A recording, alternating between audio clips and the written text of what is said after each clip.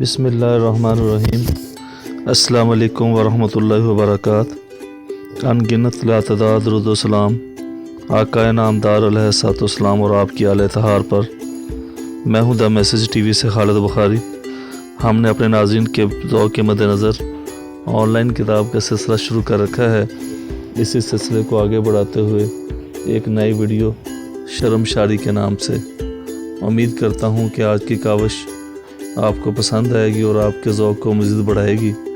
ان تمام احباب سے گزارش کرتا ہوں کہ جنہوں نے ابھی تک ہمارے چینل کو سبسکرائب نہیں کیا وہ ہمارے چینل کو سبسکرائب کر لیں، ساتھ میں بیل آئیکن دبا لیں تاکہ ہر لیٹسٹ ویڈیو کا نوٹیفیکیشن ان کو بر وقت مل سکے۔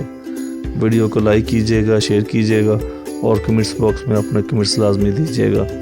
میں ان تمام احباب کا شکر گزار ہوں جو گئے بگئے ہماری ویڈیوز کو لائک کرتے ہیں اور ہمیں اچھے کمنٹس دیتے رہتے ہیں۔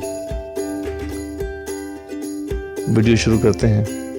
حمیدہ کور ایک خوبصورت نوجوان لڑکی تھی۔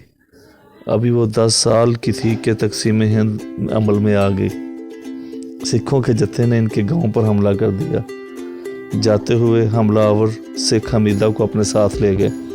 وہاں پہنچ کر حمیدہ کوڑ بن گئی۔ پھر 3 سال کے بعد وہ لہنا سنگھ کی بیوی بنا دی گئی۔ اس کے گھر 2 بچے پیدا ہوئے۔ اس کے باوجود وہ گھر حمیدہ کا گھر نہ بنا۔ حمیدہ ان بچوں کی ماں نہ بن سکی۔ لہنا سنگھ کی والہانہ محبت اسے اپنا نہ سکی۔ دن رات صبح شام وہ اللہ سے دعا کرتی، یا اللہ مجھے اس کال کوٹھی سے نکال۔ پھر حالات نے ایسا رخ پلٹا کہ ہندوستان پولیس حمیدہ کو بارتلا کر پاکستان چھوڑ گئی۔ بڑی مشکل سے اسے ماں باپ کا گھر مل گیا، لیکن ماں باپ نے اسے حقارت سے ٹھکرا دیا۔ وہ برادری کی وجہ سے مجبور تھے کیونکہ حمیدہ سکھ کی بیاتہ تھی اور 2 سکھ بچوں کی ماں تھی۔ پھر حمیدہ نے گڑ گڑا کر رسول خدا صلی اللہ علیہ وآلہ وسلم کی خدمت میں عرض کی، یا رسول اللہ صلی اللہ علیہ وآلہ وسلم، مجھ پر اپنا وطن تنگ ہو گیا ہے، مجھ پر میرے ماں باپ کے گھر کا دروازہ بند ہو گیا ہے، میرے لیے اب دنیا میں کوئی پناہ گاہ نہیں رہی۔ یا رسول اللہ صلی اللہ علیہ وآلہ وسلم، مجھے اپنے قدموں میں بلا لو۔ حضور صلی اللہ علیہ وآلہ وسلم کے قدموں میں ایمان پانے کی خواہش حمیدہ کے دل میں جنون بن گئی، لیکن مدینہ منورہ میں پہنچنے کے لیے روپے کی ضرورت تھی۔ روپیہ اکٹھا کرنے کی صرف ایک ہی صورت تھی۔ اپنی اس خواہش کو پورا کرنے کے لیے حمیدہ نے اپنا جسم بیچنا شروع کر دیا۔ 2-1 سال میں رقم اکٹھی ہو گئی تو حمیدہ مدینہ کے سفر پر روانہ ہو گئی۔ جب حمیدہ مدینہ منورہ کے قریب پہنچی تو اس کے دل پر دہشت سوار ہو گئی۔ دفعتاً اس سے خیال آیا وہ تو حرام کی کمائی سے وہاں پہنچی ہے، وہ کس منہ سے مدینہ میں داخل ہو سکتی ہے؟ ناپاک جسم لے کر کس طرح مسجد نبوی جیسی پاکیزہ جگہ پہ حاضری دے سکتی ہے؟ روتے روتے حمیدہ کی گگی بند گئی۔ اس حالت میں حمیدہ کی آنکھ لگ گئی۔ آقا علیہ الصلوۃ والسلام خود خواب میں تشریف لائے اور فرمایا، اٹھو حمیدہ، ملال نہ کرو، دیکھو تو تمہارا جسم کتنا پاکیزہ ہے۔ حمیدہ نے دیکھا اس کا جسم منور تھا۔ پھر وہ جاگی تو اس نے اپنے آپ کو مسجد نبوی صلی اللہ علیہ وآلہ وسلم میں پایا۔ حمیدہ آج تک مدینہ میں مقیم ہے۔ حمیدہ کی بات سے میرے دل میں اطمینان سا پیدا ہو گیا۔ میں بھی بیوقوف ہوں، میں نے سوچا، جو خواہ مخواہ ڈر رہا ہوں، یہاں تو رحمت کا دریا ٹھاٹھے مار رہا ہے، پھر ڈر کیسا؟ حضور صلی اللہ علیہ وآلہ وسلم، کیا یہ سچ ہے؟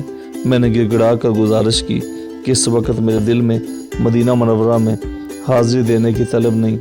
پھر میں حضور صلی اللہ علیہ وآلہ وسلم کے ایک ادنا سے غلام کی مائیت میں حاضر ہو رہا ہوں۔ کچھ دیر تو میں مطمئن بیٹھا رہا، پھر وسوسوں نے مجھے سر سے اٹھایا۔ خیال آیا کہ حمیدہ کا جسم پاک تھا، جسم ناپاک تھا، میری تو روح بھی ناپاک ہے۔ حمیدہ نے تو صرف جسم بیچا تھا، میں نے تو اپنی روح تک کو بیچ ڈالا ہے۔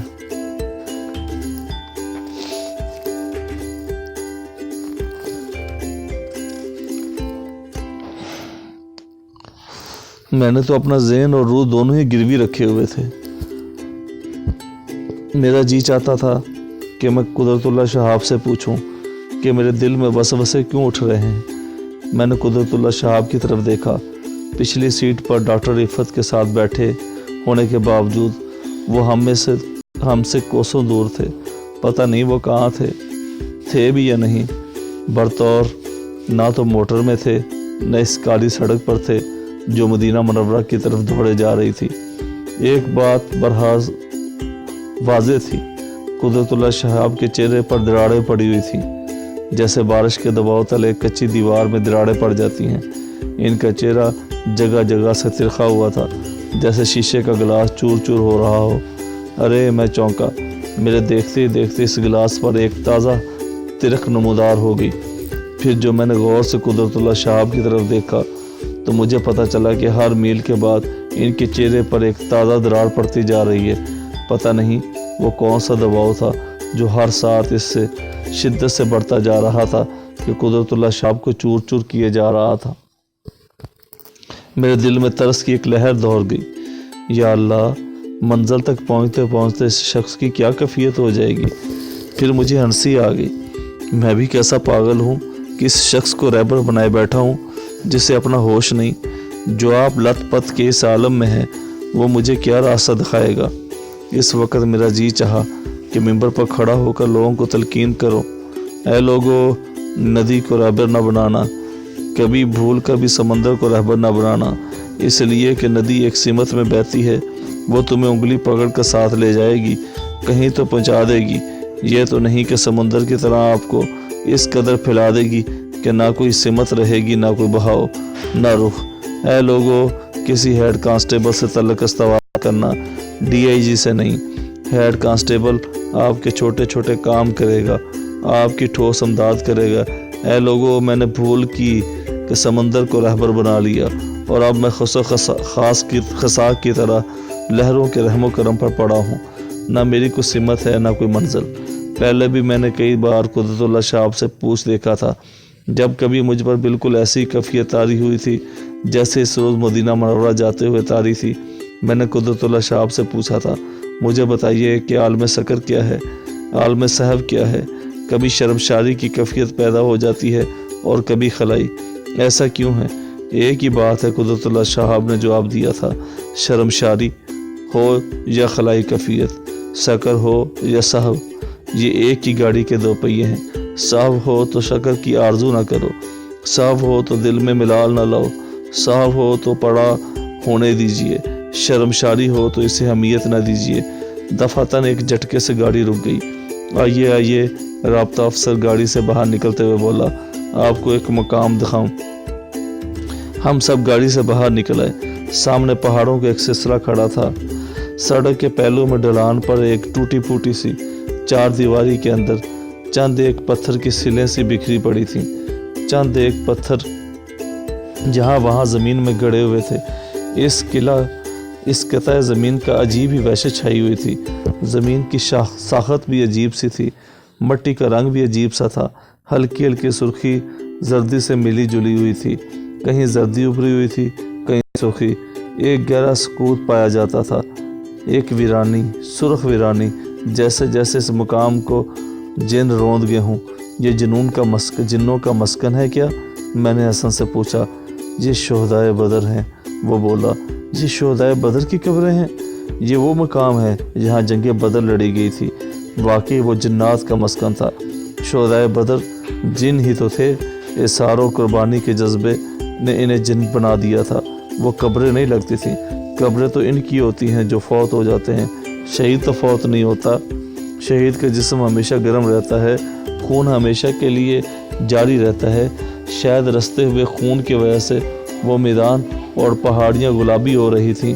دفعتاً مجھے یاد آیا، وہ تو ہمارے محسنوں کا مسکن تھا۔ میرا سر احسان مندی اور شکر گزاری کے جذبات سے جھک گیا۔ 1965 کی جنگ کی یادیں پھر سے تازہ ہو گئیں۔ لاہور کے مشہور اور معروف حکیم اور دانشور نیر واسی صاحب 1965 کی جنگ کے دوران مدینہ منورہ میں مقیم تھے۔ جب واپس پاکستان پہنچے تو انہوں نے ریڈیو پاکستان سے جنگ کے متعلق اپنے تاثرات بیان کیے۔ فرمایا، لاہور کی وہ خاتون جو 18 سال سے مدینہ منورہ میں مقیم ہے اور روضہ پاک کی جالی کے پاس بیٹھی رہتی ہے، اس نے بتایا کہ 6 ستمبر کو میں نے حضور اعلیٰ صلی اللہ علیہ وآلہ وسلم کو اس قدر پریشان حال دیکھا جیسا پہلے کبھی نہ دیکھا تھا۔ ایک بزرگ جو روزہ اطہر پر مجھ سے ملتے تھے 6 ستمبر کو کہیں دکھائی نہ دیے۔ ایک مرید نے بتایا کہ آپ جہاد کے لیے پاکستان گئے ہیں۔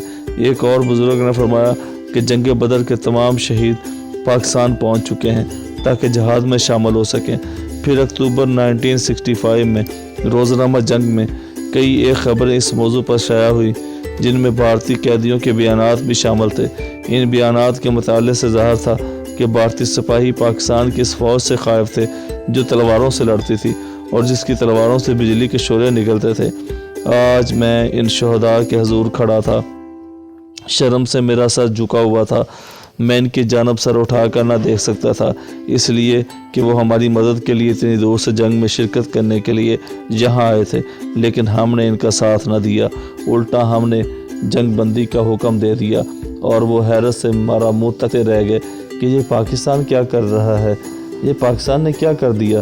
ان دنوں خوشاب کے بزرگ ایڈوکیٹ صاحب نے کئی ایک خط صدر کے نام لکھے تھے جن میں بار بار تاکید کی تھی کہ جنگ بندی کو تسلیم نہ کرنا۔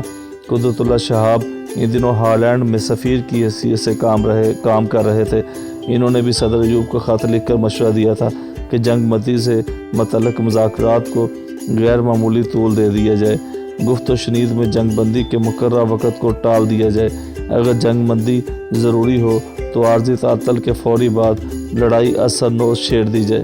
پتہ نہیں کیوں پاکستان کے سربراہوں کو ہمیشہ بزرگوں کی طرف سے مشورہ اور ہدایات موصول ہوتی رہی ہیں۔ بہرحال ہمارے سربراہوں نے ذاتیات کی بنا پر ہمیشہ جنگ کو ٹالنا چاہا۔ صدر ایوب اقتدار ہاتھ سے جانے کے خوف سے جنگ کرنے کے حق میں نہ تھے۔ جنرل یحییٰ مغربی پاکستان میں اپنی حکومت قائم رکھنے کی غرض سے ایسٹ پاکستان کو دشمنوں کے حوالے کرنے کا پہلے سے ہی فیصلہ کر چکے تھے۔ پاکستان کو کوئی ایسا سربراہ نصیب نہ ہوا تھا جو مجاہدانہ شان سے اللہ کے نام پر جنگ کرتا، جو شہیدان بدر کی امداد پر ایمان رکھتا اور ان کا ساتھ دیتا۔ ہاں، شہیدان بدر کے روبرو میرا سر شرمساری کی وجہ سے جھکا ہوا تھا۔ پھر مجھے یاد نہیں، پتہ نہیں ہم کب موٹر میں بیٹھے، کب موٹر چلی، کتنی دیر چلتی رہی۔ ڈاکٹر عفت کی آواز نے مجھے چونکا دیا۔ مفتی صاحب، وہ کہہ رہی تھی کہ ہم مدینہ منورہ میں داخل ہو چکے ہیں۔ ڈاکٹر کا اعلان سن کر میں چونکا ضرور، لیکن یوں کہ بیٹھا رہا جیسے کوئی بات ہی نہ ہو، جیسے ہم مدینہ منورہ میں نہیں بلکہ کاموکی میں داخل ہو رہے ہیں۔ سڑک کے دونوں طرف ہمیشہ سے جو مکانات بنے ہوئے تھے، ایک منزلہ مکانات، بازار میں لوگ کاروباری انداز میں چل پھر رہے تھے۔ مجھے ایسے لگا جیسے وہ پنجاب کا کوئی قصبہ ہو۔ ہماری گاڑی ایک 4-6 منزلہ ہوٹل کے سامنے جا کے رک گئی۔ رابطہ افسر باہر نکلے، ہوٹل کے مینیجر سے باتیں کرنے کے بعد ہمارے پاس آئے، بولے آئیے میں آپ کو آپ کے کمرے دکھا دوں۔ اگرچہ ہوٹل جس پر فندق السستر لکھا ہوا تھا، بورڈ لگا ہوا تھا، عمدہ سٹائل کا بنا ہوا تھا، لیکن ایسا لگتا تھا جیسے پاکستان کا کوئی متوسط درجے کا ہوٹل ہو۔ جب ہم ہوٹل میں پہنچے تو دوپہر ڈل چکی تھی۔ قدرت اللہ شہاب کی طبیعت حسب معمول ناساز تھی، شیشے کا گلاس چور چور تھا۔ قدرت اللہ شہاب بولے مفتی صاحب، آپ مسجد نبوی صلی اللہ علیہ وآلہ وسلم سے ہو آئیں، میری طبیعت ٹھیک نہیں۔ اپنے کمرے میں پہنچ کر میں نے فیصلہ کیا کہ میں اکیلا مسجد نبوی صلی اللہ علیہ وآلہ وسلم میں نہیں جاؤں گا۔ یہ سوچ کر میں ہوٹل کی کھڑکی میں جا کھڑا ہوا۔ سامنے ایک عام سا بازار تھا، زیادہ تر دکانیں یک منزلہ تھی، تنگ، ویرانی، پرانی، دھواں آلود۔ عین سامنے کوئی بہما ماجا دکان پر بیٹھے قتلمے تر رہا تھا۔ اس کے ساتھ والی دکان پر ایک کشمیری تنور میں کلچے لگا رہا تھا، ساتھ ہی ایک کھوکے میں کڑک چائے بن رہی تھی۔ کتیلیاں آگ پر رکھی ہوئی تھیں۔ دکان کے سامنے کرسیوں پر گاہک بیٹھے ہوئے تھے۔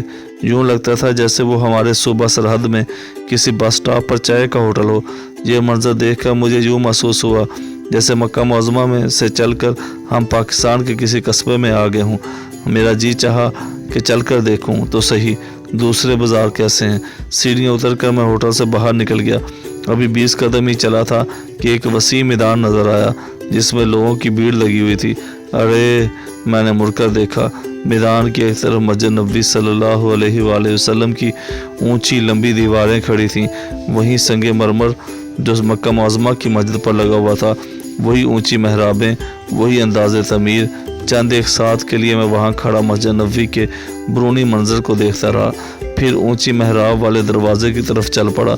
یہ دروازہ خواتین کے لیے مخصوص تھا، عورتیں مسلسل آ جا رہی تھیں، کبھی کبھی کوئی مرد بھی اس دروازے سے داخل ہو جاتا، عورتوں کی بھیڑ میں سے گزرتا۔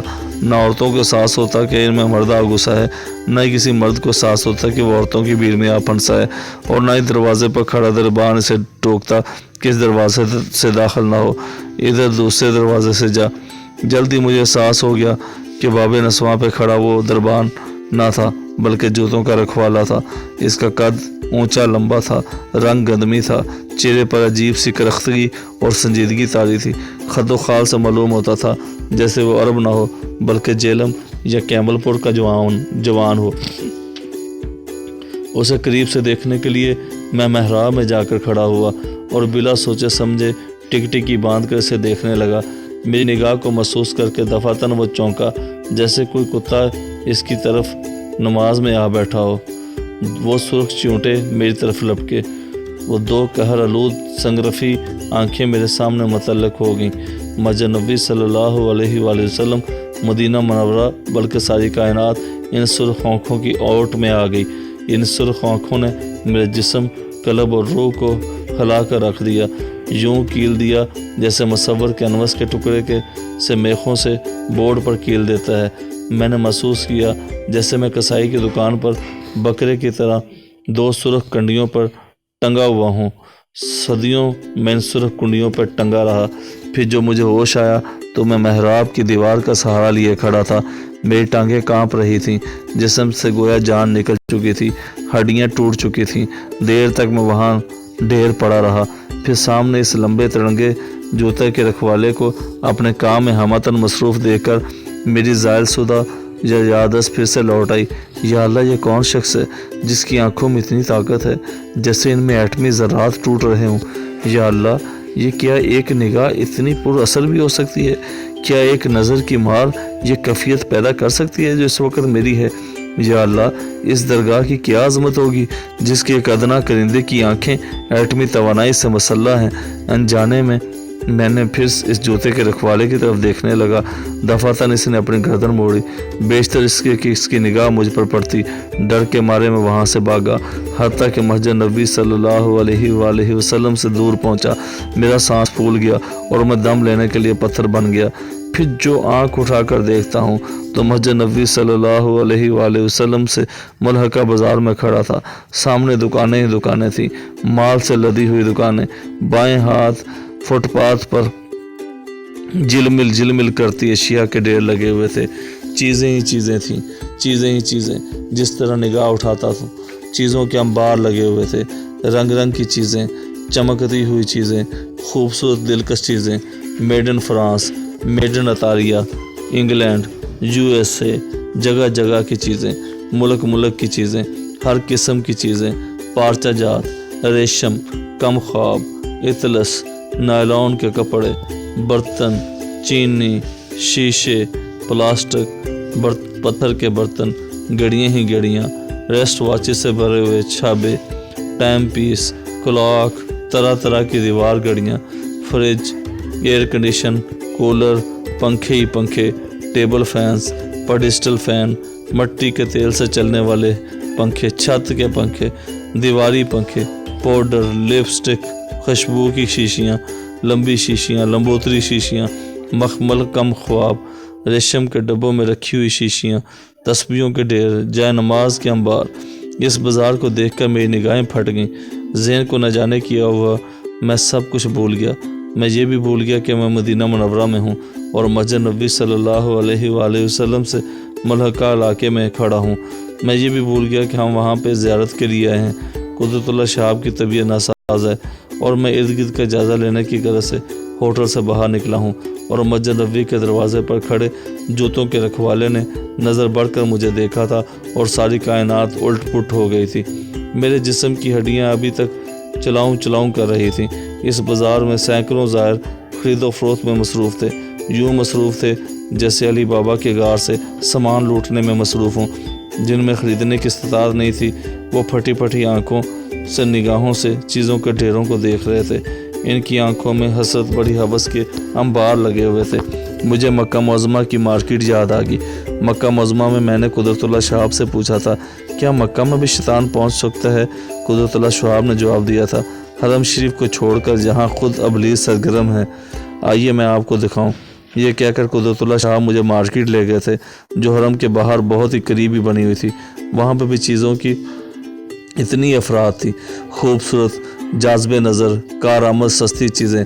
وہاں پہنچ کر میری آنکھیں پھٹ گئی تھیں، کیونکہ وہاں پہ بھی ہر وہ چیز موجود تھی جسے خریدنے کی زندگی بھر مجھے آرزو رہی تھی، اور میں وہاں پہ کھو گیا تھا۔ پھر قدرت اللہ شہاب نے اپنا ہاتھ میرے شانے پر رکھ کر مجھے جھنجھوڑا تھا اور کہا تھا، دیکھ لیا آپ نے؟ اور میں نے تو محسوس کیا تھا جیسے مارکیٹ کے اوپر خود ابلیس بیٹھا فاتحانہ انداز میں مسکرا رہا ہو۔ دفعتاً کسی نے میرے شانے پر ہاتھ رکھ دیا اور مجھے جھنجھوڑا۔ میں چونکا، پھر مجھے یاد آیا کہ میں کون ہوں اور کہاں کھڑا ہوں۔ سامنے ابلیس کے دانت نکلے ہوئے تھے اور وہ حقارت سے میرا منہ چڑھا رہا تھا۔ غصے سے چھلانگ لگا کر میں چوک کے درمیانی تھڑے پر چڑھ گیا۔ دائیں ہاتھ میں نے مائک کو پکڑ لیا اور باآواز بلند چلانے لگا، بھائیو سنو سنو، یہ تم کہاں کھڑے ہو؟ مسجد نبوی صلی اللہ علیہ وآلہ وسلم کے دیوار کے سائے تلے، چراغ کے سائے تلے۔ تم تو گھر سے اس عظیم چراغ کے نور سے منور ہونے کے لیے اتنی دور سے چل کر آئے ہو۔ رک جاؤ بھائیو، یہ تم کیا خرید رہے ہو؟ تمہارے عزیز و قربا نے تو کہا تھا کہ مسجد مدینہ منورہ کی تسبیحیں لانا۔ یہ تسبیحیں مدینہ منورہ کی تو نہیں، یہ تسبیحیں تو اٹلی کی بنی ہوئی ہیں۔ شاید ان منکوں میں وہ ذرات بھی شامل ہوں جو رومن کرسٹرز کے گھوڑوں کے سموں سے جڑے تھے۔ نہ، یہ جائے نماز نہ خریدنا، یہ جائے نماز مدینہ شریف کے نہیں ہیں، ان پر تو یورپ کی چھاپ لگی ہے۔ جب تم یہ جائے نماز وطن لے جا کر گھر میں جاؤ گے، اپنے عزیزوں کو تحفے کے طور پہ دو گے، تو وہ سمجھیں گے یہ جائے نماز مدینہ منورہ کے بنے ہوئے ہیں، اور صبح شام ان جائے نماز کے ہر تار کو عقیدت سے چومیں گے، آنکھوں سے لگائیں گے۔ بھائیو، اپنے عزیزوں کو دھوکہ نہ دو، یہ جائے نماز نہ خریدو۔ بھائیو، اس جلمل بازار میں کوئی بھی ایسی چیز موجود نہیں جو مدینہ منورہ یا مکہ معظمہ کی بنی ہوئی ہو، کوئی چیز بھی نہیں جو سعودی عرب کی پاک سرزمین کی بنی ہو۔ یہ جو کھجوروں کے ڈھیر تم دیکھ رہے ہو، جنہیں دکاندار مدینہ شریف کی کھجوروں کا ہوکا دے کر بیچ رہے ہیں، یہ بھی مدینہ منورہ کی نہیں۔ یہاں کوئی چیز مدینہ منورہ کی نہیں، یہاں کوئی چیز سعودی عرب کی بنی ہوئی نہیں، یہاں کوئی ایسی چیز نہیں جو کسی اسلامی ملک کی بنی ہوئی ہو۔ تم نے اپنا پیٹ کاٹ کر تبرکات مدینہ خریدنے کے لیے پیسے جوڑے ہیں، اور اب تم وہ پیسے یورپ کی بنی ہوئی مصنوعات پر خرچ کر رہے ہو، ایسی چیزوں کو خرید رہے ہو کہ تم کو جو ہر سال کروڑوں روپے مغربی سرمایہ داروں کی تجوریوں میں بھر دیتے ہو۔ یہاں مدینہ منورہ کا صرف ایک تحفہ ہے، خاک پاک۔ جب قدرت اللہ شاہ پہلی مرتبہ حج پر گئے تھے تو انہوں نے مدینہ منورہ پہنچ کر جذبہ عقیدت سے مسحور ہو کر مسجد نبوی صلی اللہ علیہ وآلہ وسلم کے سامنے کے میدان سے چٹکی پر مٹی اٹھا کر اپنی آنکھوں میں ڈال لی تھی۔ ان کی آنکھیں بوٹی کی طرح سرخ ہو گئی تھیں، پھر اس قدر سوج گئیں کہ 3 روز تک کھل نہ سکیں۔ اس عالم میں وہ روز سونٹا ٹیک کر مسجد نبی صلی اللہ علیہ وآلہ وسلم پہنچتے اور پھر سارا دن سوجی ہوئی بند آنکھوں سے وہاں بیٹھے رہتے، کیونکہ بار بار مسجد سے آنا اور وہاں جانا ان کے لیے بے حد مشکل تھا۔ میں نے قدرت اللہ شہاب سے کہا تھا، یہ آپ نے کیا کیا؟ یہ تو سراسر حماقت تھی۔ ہاں، وہ بولے، تھی تو حماقت، لیکن حماقت تھی تو کیوں؟ پتہ نہیں، وہ بولے، کی نہیں تھی، ہو گئی۔ اس حماقت کی وجہ کیا تھا؟ کتنا نقصان ہوا؟ نقصان؟ انہوں نے پوچھا۔ 3 دن آپ سبز گنبد نہ دیکھ سکے۔ ہاں، وہ بولے، 3 دن سبز گنبد نہ دیکھ سکا، لیکن ان 3 دنوں کے دوران مسلسل طور پر میری بند آنکھوں کے سامنے سبز جالی معلق رہی، جو لگتا تھا جیسے وہ سوجن نہ ہو بلکہ سبز جالی کی سلاخیں ہوں۔ مدینہ منورہ کے قیام کے دوران میں نے بڑی کوشش کی، مسلسل کوشش کرتا رہا، کسی طرح مجھے خاک پاک دستیاب ہو جائے۔ میں نے سن رکھا تھا کہ مدینہ منورہ میں خاک پاک کی ٹکیاں ملتی ہیں جو ہدیہ ادا کرنے پر دستیاب ہو سکتی ہیں۔ جگہ جگہ میں نے راہگیروں سے، دکانداروں سے، زائرین سے پوچھا کہ خاک پاک کہاں سے ملے گی۔ جواب میں سب نے نفی میں سر ہلا دیا۔ کسی شخص نے مجھے یہ نہ بتایا کہ کہ وہ کہاں سے دستیاب ہوگی۔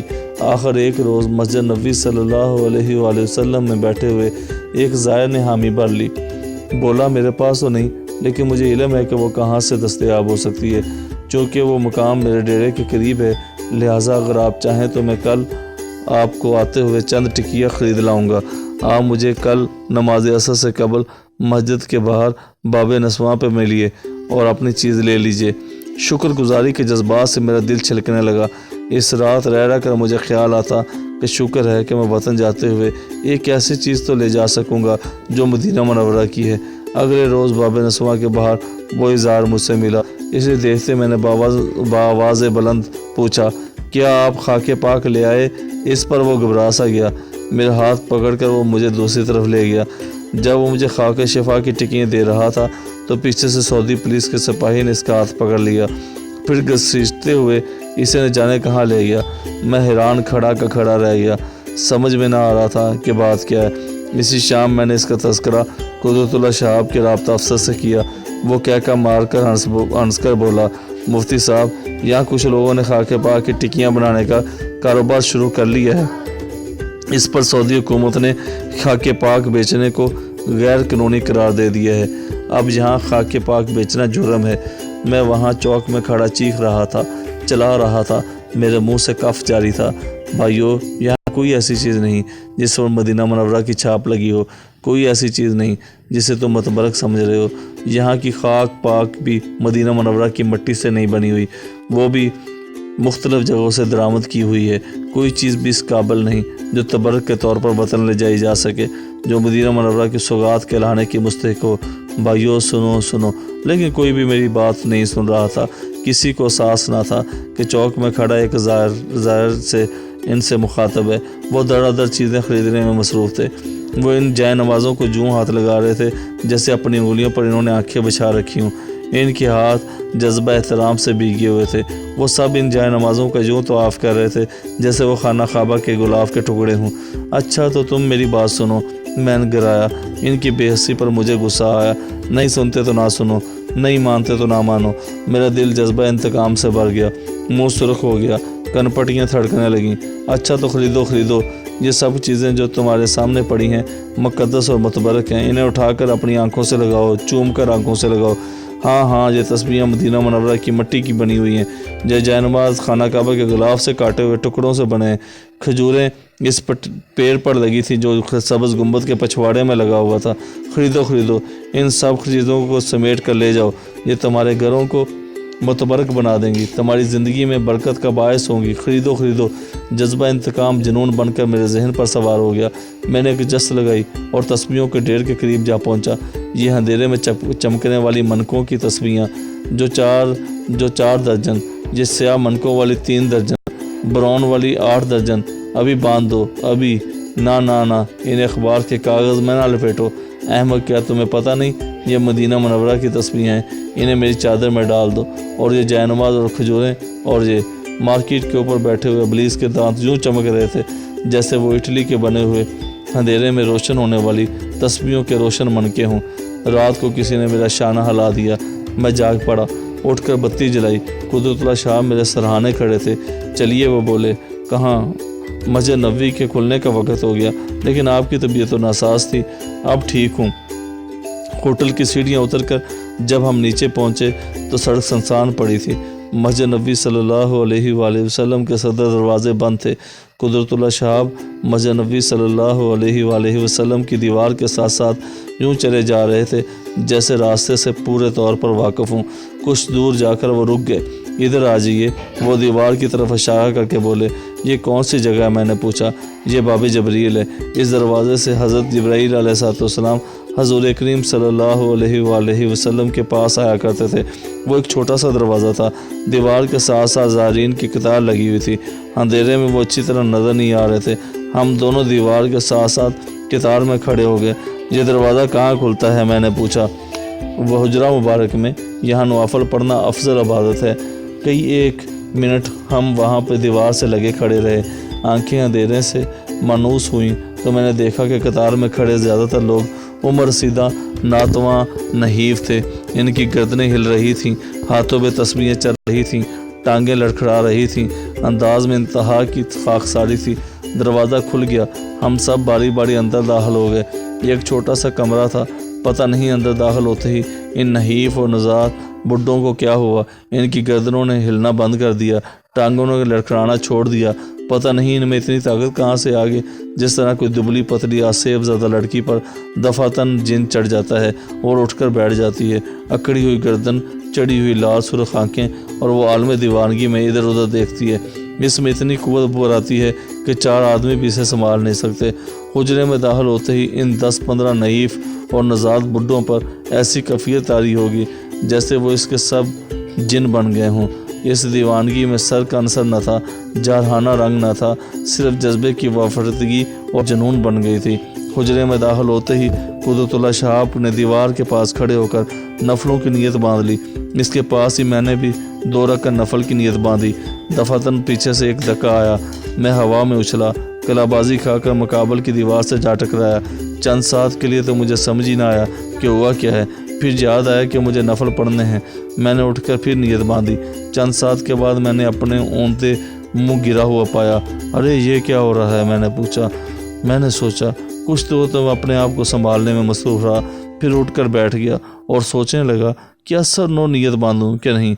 میں نے چاروں طرف دیکھا، حجرے میں نمازیوں کی کیفیت دیکھ کر ہمت نہ پڑی۔ بیکار ہے، میں نے سوچا، یہاں نفل پڑھنا میرے بس کی بات نہیں، میں نفل نہیں پڑھوں گا۔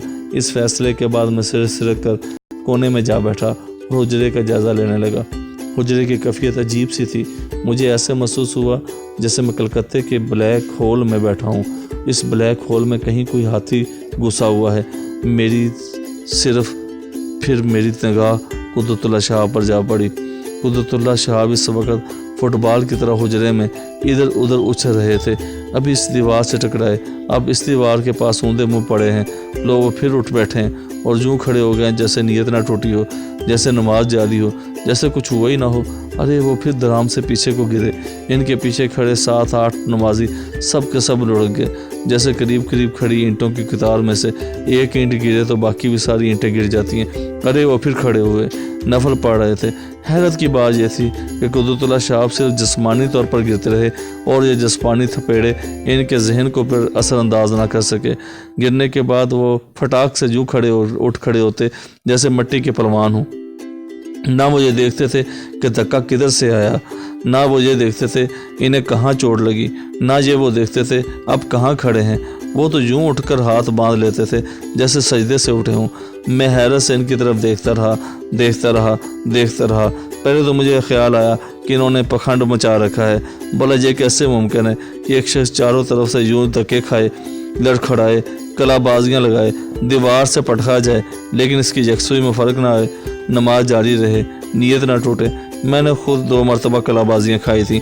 کئی منٹ میں جسم کو سہلاتا رہا تھا، نماز کی بات چھوڑیے۔ ایک بار تو میں اپنے آپ کو یہ سوچتے ہوئے پکڑ لیا تھا کہ اب کی بار جس نے مجھے دھکا دیا بڑھ کر اس کی گردن دبوچ لوں گا، تیرے فلاں کے فلاں۔ قدرت اللہ شہاب کے علاوہ وہاں دوسرے لوگ بھی نفل پڑھنے کی کوشش میں لگے ہوئے تھے۔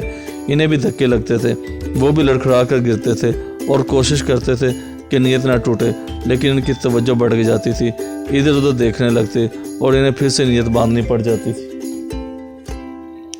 پھر جو میں نے دیکھا کہ ایک تازہ دھکا کھانے کے بعد قدرت اللہ شہاب میرے قریب آ کے کھڑے ہو گئے۔ میں نے ان کی طرف غور سے دیکھا، ان کے چہرے کو دیکھ کر میں ہکا بکا رہ گیا۔ چہرے پر اس قدر سکون تھا جیسے پہاڑ کے ویرانے میں سنو لائن سے اوپر کسی کھوہ میں تنہا کوئی یوگی دھیان لگائے بیٹھا ہو۔ ان کے چہرے پر کوئی الجھن نہ تھی، فکر کی کوئی سلوڑ نہ تھی، ازرودگی کا کوئی نشان نہ تھا۔ ایسے لگتا تھا جیسے وہ بڑھ کے درخت کے نیچے بیٹھے ہوئے ہوں، بدھ ہوں جنہیں نروان حاصل ہو چکا ہو۔ نہیں، یہ نہیں ہو سکتا، یہ کیسے ہو سکتا ہے؟ یہ تقاضے بشری کے منافی ہے۔ یہ لوگ جو اس افراتفری میں دھیان لگائے رکھنے کی صلاحیت رکھتے ہیں، کیا بشری تقاضوں سے بے نیازی حاصل کر چکے ہیں؟ دفعتاً مجھ پر انکشاف ہوا کہ صرف وہی لوگ اس حجرے میں نفل ادا کر سکتے ہیں جنہیں اللہ تعالیٰ نے عجیب و غریب قسم کی نعمت سے نواز رکھا ہو، صرف وہی لوگ جو پہلے ہی سے نوازے ہوئے ہوں، صرف وہی لوگ جنہوں نے پہلے ہی سے اللہ اور محمد صلی اللہ علیہ وآلہ وسلم کی خوشنودی حاصل کی ہوئی ہو۔ یا رسول اللہ صلی اللہ علیہ وآلہ وسلم، مجھ سے گنہگاروں پر یہاں نفل پڑھنے کے دروازے کیوں بند کر دیے گئے ہیں؟ مجھ سے دنیا دار جنہیں یکسوئی کی طاقت حاصل نہیں، جو پہلے ہی سے نوازے ہوئے نہیں، وہ اس نعمت عظمیٰ سے کیوں محروم ہیں؟ یا رسول اللہ صلی اللہ علیہ وآلہ وسلم، کیا تیری درگاہ میں صرف اجلوں کو مزید اجلنے کے موقع میسر آتے ہیں؟ کیا میلوں کو یہاں پہ درخور اعتنا نہیں سمجھا جاتا؟ اس حجرے میں میرے نفل پڑھنے کا کوئی امکان نہ تھا۔ ہٹاؤ، میں نے سوچا، زبردستی کرنے کا کیا فائدہ؟ کونے میں بیٹھ کر چاروں طرف غور سے دیکھ رہا تھا، ان زائرین کی طرف دیکھ رہا تھا جو اس دکم پیل میں بھی اللہ کی طرف دھیان لگائے رکھنے کی طاقت رکھتے تھے۔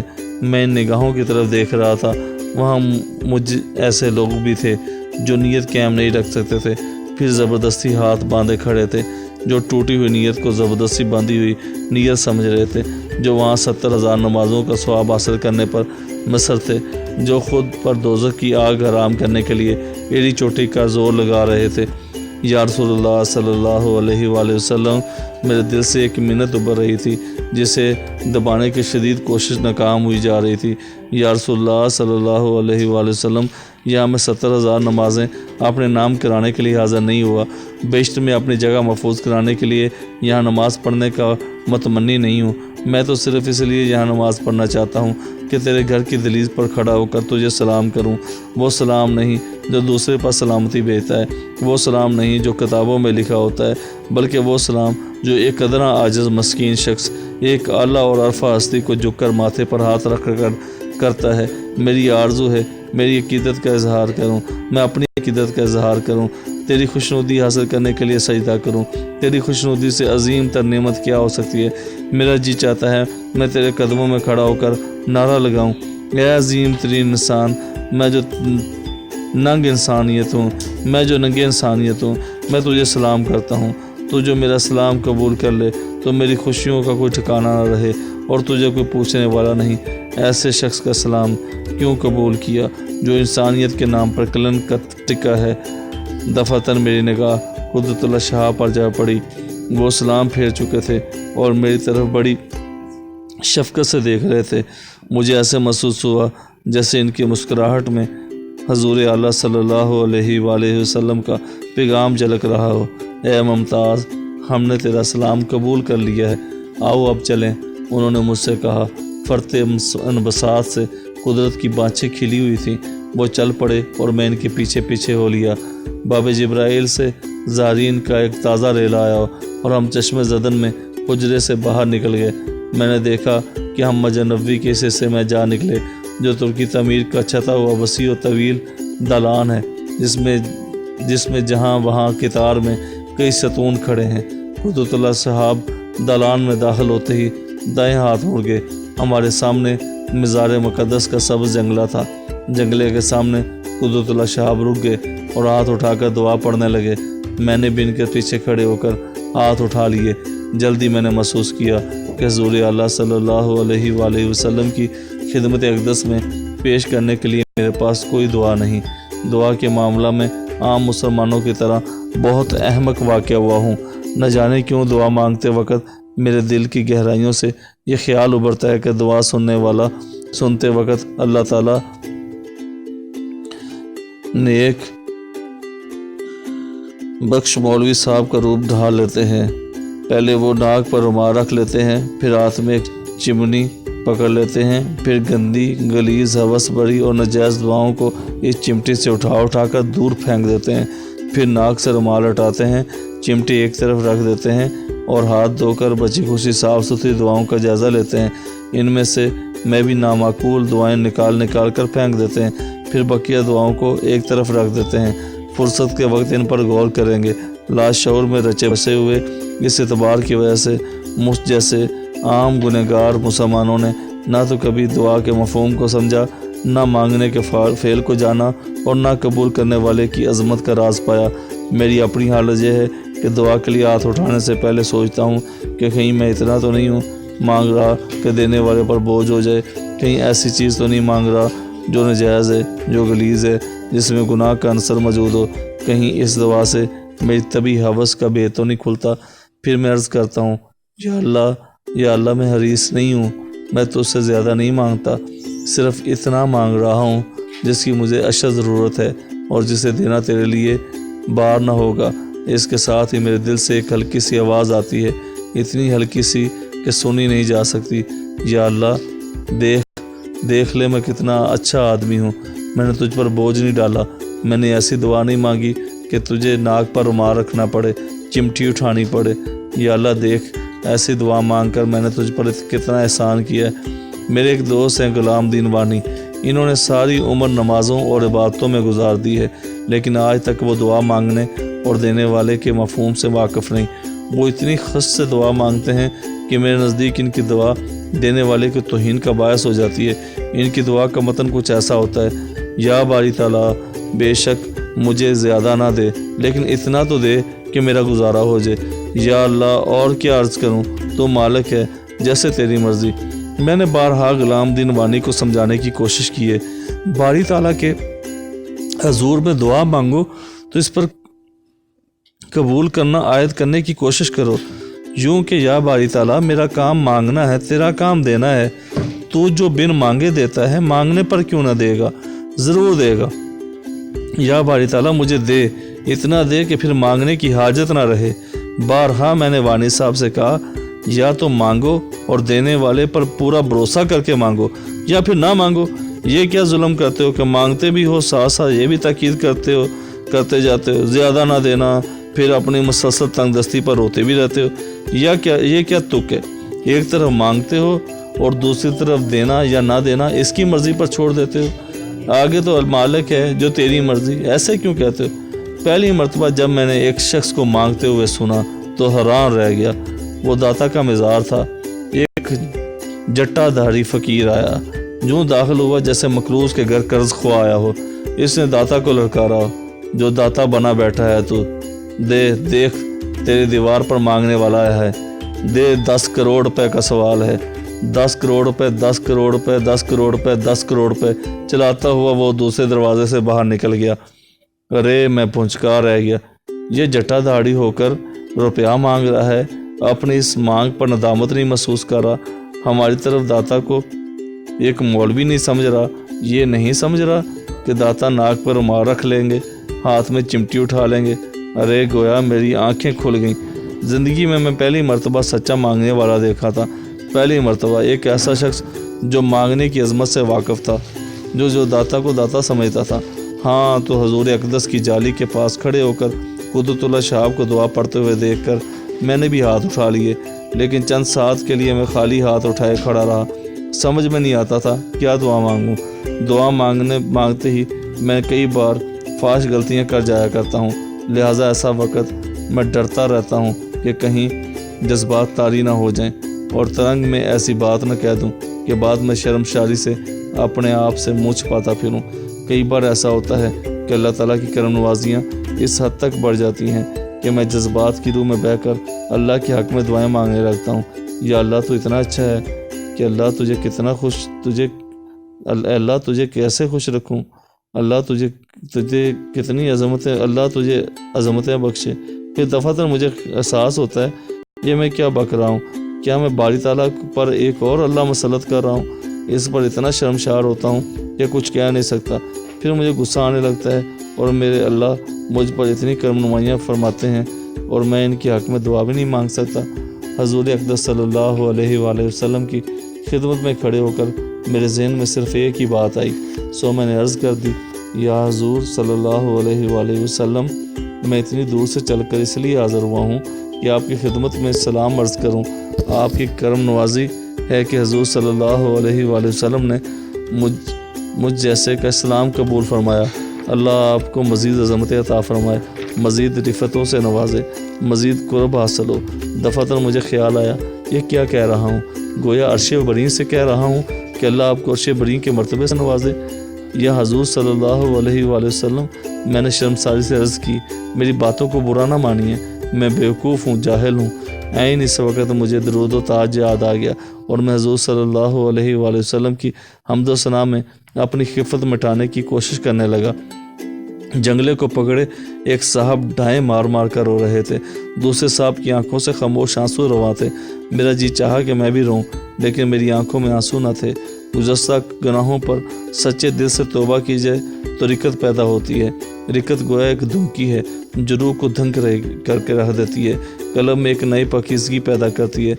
मेरा भी जी चाहता है कि मुझ पर भी रिकत तारी हो, मेरी रूह भी धुमकी जाए, मुझ पर भी एक नई पाकीज़गी पैदा हो, लेकिन मुझ पर कभी रिकत तारी नहीं हुई। शायद इसलिए कि मैंने सच्चे दिल से गुज़श्ता गुनाहों पर कभी इज़हार नदामत नहीं किया, कभी इज़हार तौबा नहीं किया। इसकी वजह यह नहीं कि मुझे अपनी मासीयत का एहसास नहीं या मुझे अपने गुज़श्ता गुनाहों पर नदामत नहीं। यकीन जानिए मुझे गुनाह से आलूदा होने का शिद्दत से एहसास है, लेकिन जब भी मुझे तौबा का ख्याल आता है तो अंदर से एक आवाज़ आती है, तौबा करने का हक़ सिर्फ़ इसे हासिल है जिससे अपने आप पर एतमाद हो, जो यकीन से कह सके कि आइंदा गुनाह का इरादा ना होगा। मुझे अपने आप पर एतमाद नहीं। दफ़ातन मेरी निगाह कुदरतुल्लाह शाह पर जा पड़ी। जंगले से पीछे हटकर वो हाथ उठाए खड़े थे। या अल्लाह, इतनी लंबी दुआ। मैंने एक कदम आगे बढ़ कर इनकी जानब देखा। मेरे अल्लाह, ये कुदरतुल्लाह शाह को क्या हो गया है? मेरे सामने कुदरत नहीं बल्कि एक नहीफ नज़ार बूढ़ा खड़ा था। इसका चेहरा ढल गया था, आंखों की चमक गुल हो गई थी, पेशानी पर बेशुमार सलवटें पड़ी हुई थी, मुंह पर मनो अजज के ढेर लगे हुए थे, गर्दन खाकसारी के दबाव से के तले ढलकी हुई थी। ऐसे मालूम होता था जैसे अजज और इंकसार में जान पड़ गई हो। ये दवाइयाँ अंदाज तो नहीं, मैंने सोचा, रकत भी नहीं, एहसास मासीयत भी नहीं, फिर ये अजज क्या है? जंगले से लिपटे हुए ज़ाहिर ने एक नारा मारा।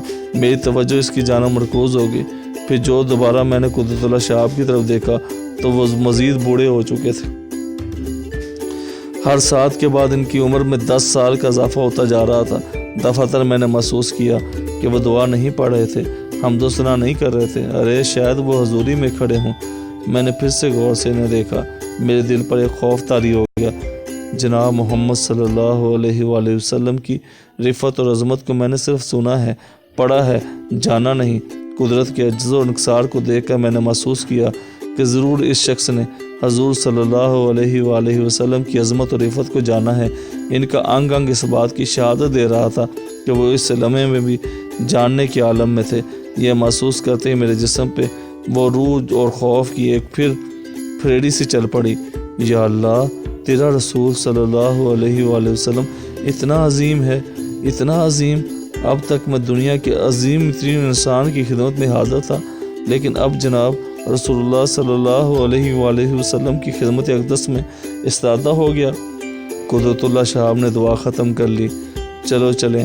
इन्होंने मुझे इशारा किया, क्यों ना हम इस जगह पर कब्ज़ा जमा लें।